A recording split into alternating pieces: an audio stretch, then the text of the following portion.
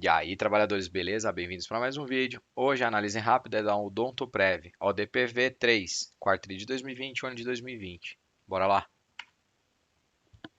Antes, aquele aviso, esse conteúdo tem caráter 100% educativo, não envolve nenhuma recomendação de compra, venda ou manutenção do ativo, e o investidor deve levar em consideração seu perfil de risco e fazer uma análise mais aprofundada do ativo antes de desejar investir.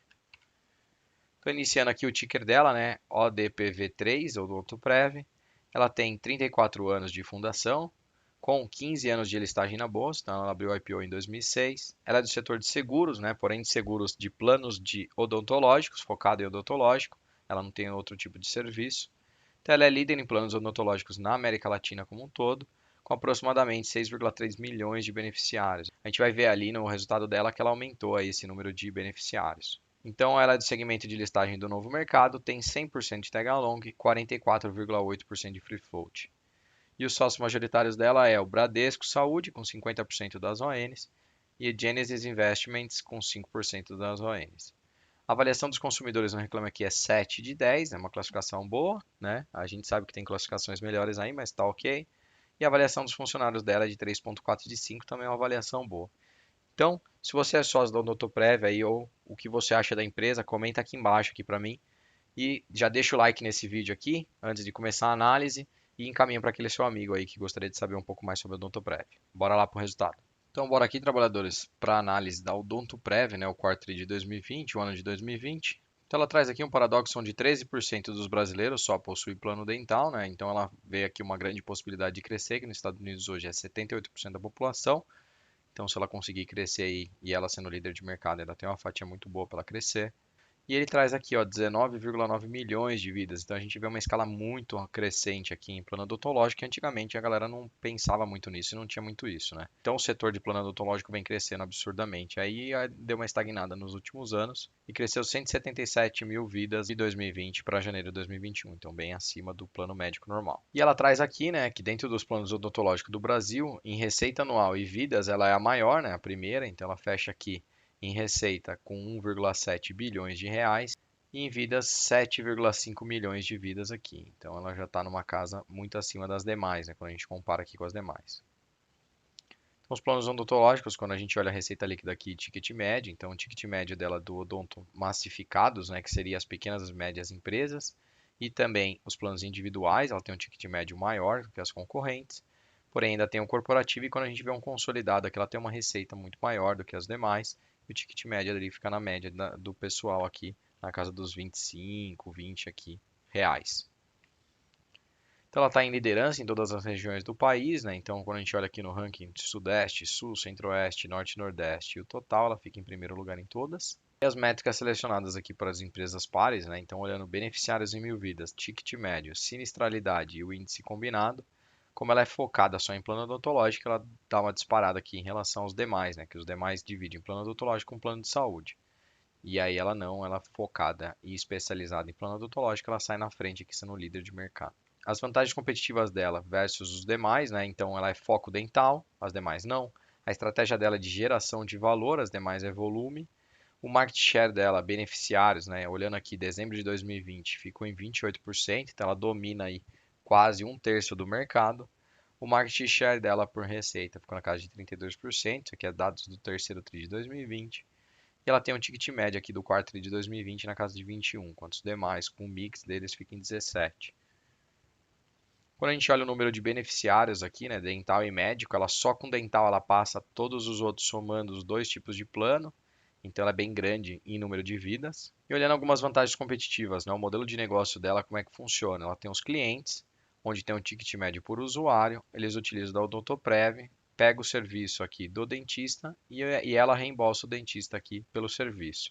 Então ela acaba ganhando em cima aí para ela ter melhor esse processo desse modelo de negócio aqui dela, né? Então ela consegue um preço melhor para os clientes e também o reembolso aqui para os dentistas que não é muito alto, né? O que a gente ouve de mercado aí que não é muito elevado. Então é a maneira que ela faz mais dinheiro. Quando a gente olha a dinâmica de custo aqui, os planos médicos, né? O preço sobe junto com o custo. Já no plano odontológico não, a gente vê um pico aqui da curva, depois ele cai o custo e o preço se mantém. Então, onde ela tira o melhor proveito, dizendo aqui, olhando, comparando plano médico com plano odontológico. Então, ela está entrando em múltiplos canais de distribuição, né, em todo o Brasil. Então, ela tem venda direta pela equipe própria. Ela usa plataformas do Bradesco e do Banco do Brasil aí para fazer a distribuição de planos. Então, aqueles gerentes lá que ficam vendendo os planos odontológicos por ela. Corretores independentes. Tem também a parte de internet. Parceria com lojas de departamento e organizações médicas e planos de saúde. Então, ela está bem diversificada, é a maneira de oferecer o serviço dela. Então ela vem conta aí com sócios fortes e comprometidos no longo prazo, né? Então ela entra com toda a parte de back-office, formação de preço, desenho de produtos, gestão de atendimento e a rede credenciada. E eles fazem a parte do front office, que seria o quê? Ele está ali de frente com o cliente mesmo. Então eles são tomadores de preço, eles vendem os planos deles, tem presença nacional e uma distribuição de plataforma bancária e corretores, né? Então é muito grande.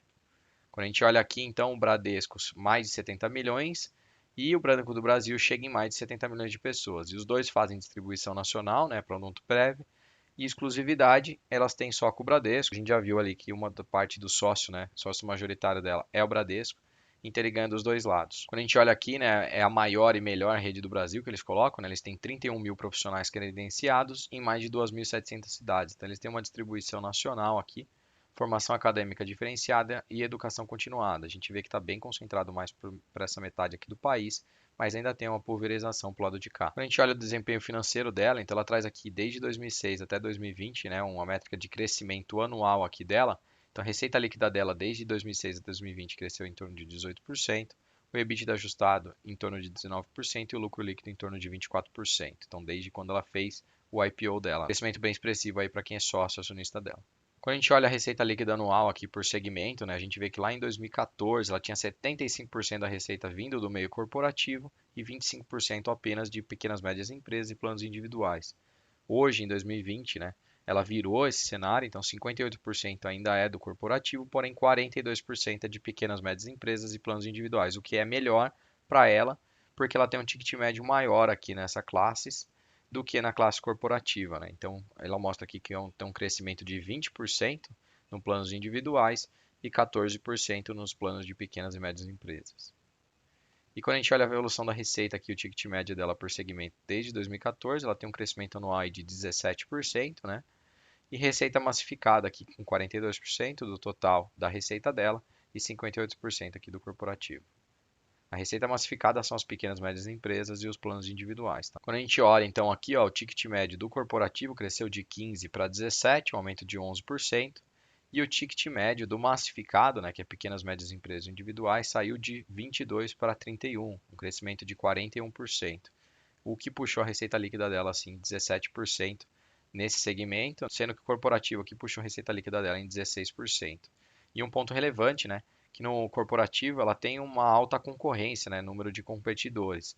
Já no massificado é um baixo número de competidores, então ela está surfando aí a onda primeiro que todo mundo.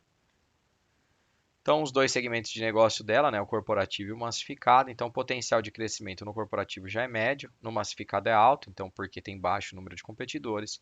A distribuição dela do corporativo é própria por corretores, já no massificado ela usa os bancos e os varejistas, né?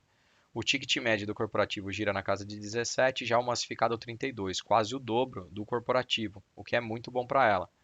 A barreira de entrada dela aqui é muito baixa, né, no corporativo, já no massificado é alta. Quando a gente olha o ticket médio, então trimestral consolidado aqui, a gente vê que os planos individuais giram na casa de 37. Quando a gente olha pequenas e médias empresas na casa de 24, já o corporativo lá embaixo, perto de 17. Então é melhor mesmo que ela está crescendo nesses dois, tem um ticket médio maior. Olhando então a adição de vidas aqui, né, na casa de 1.000 vidas, ela teve aqui uma queda absurda no segundo trimestre de 2020, onde deu o estouro da pandemia, onde ninguém ia sair para ir no dentista, né, não fazia sentido, e ela perdeu 274 mil vidas, que era um impacto muito monstruoso na base dela, né, quando a gente olha aqui os números anteriores eram baixos. Então, tudo aparentava que ela ia ter uma dificuldade, aí ia vir com um impacto pesado no ano, porém ela apresentou um excelente resultado, né, e ela já recuperou aí metade das vidas no trimestre seguinte, praticamente, e no último trimestre do ano, no quarto tri, ela recuperou mais ainda. Então ela cresceu, né, o número de vidas em 2020, mesmo com todos os problemas que foi enfrentado. Então, olhando a receita aqui de pequenas e médias empresas, né, ela tem aí um crescimento de 14% anual desde 2014, na casa de milhões. Então ela saiu de 297 milhões para 305. E na receita de planos individuais, né, um crescimento aí de 20%. anual, desde 2014 até 2020. Ela saiu de 2019 de 455 milhões para 434 milhões, mas quando a gente viu lá, né, os massificados cresceu e trouxe uma receita maior ainda para ela. Olhando aqui os canais bancários, né, geram maior preço de venda para ela e menor custo de aquisição, então o CAC dela, né, custo de aquisição de cliente, utilizando os bancos é de 10 a 15%, sendo que quando ela faz em loja de departamento é de 25 a 45%. Então quer dizer assim, de R$ 100, vamos supor que ela vai ganhar, de 25 a R$ 45 ela gasta para atrair um novo cliente, né? Conseguir um novo cliente. Já nos bancos não, de R$ 100 que ela vai ganhar, ela gasta de 10 a R$ 15, o que é muito positivo. E aí o preço médio de venda aqui nas lojas de departamento gira na casa de R$ 42 a R$ 37. Já nos bancos, né? Nessa parte aqui onde utiliza os bancos para fazer isso daí, ela gira de 45 a R$ 55. Então, o preço médio de venda é maior e gasta menos. Então, melhor aqui é usufruir dessa frente de distribuição. Quando a gente olha a evolução da EBITDA e lucro líquido, né? Então, 2019 versus 2020, a gente vê uma crescente absurda aqui dela, né? Saiu de 27,5 milhões de EBITDA para 35,2. E a gente vê aqui a margem EBITDA dela saindo de 23,8 para 31,6. E o lucro líquido dela saindo de 19,3 para 23,6. Um excelente resultado aí dela do ano de 2020 versus 2019. E o índice de sinistralidade dela trimestral, né, e acumulado dos últimos 12 meses. A gente vê aqui um impacto no segundo tri de 2020, né, muito por conta da pandemia, então caiu para 33%, porque ninguém estava usando os planos nem nada.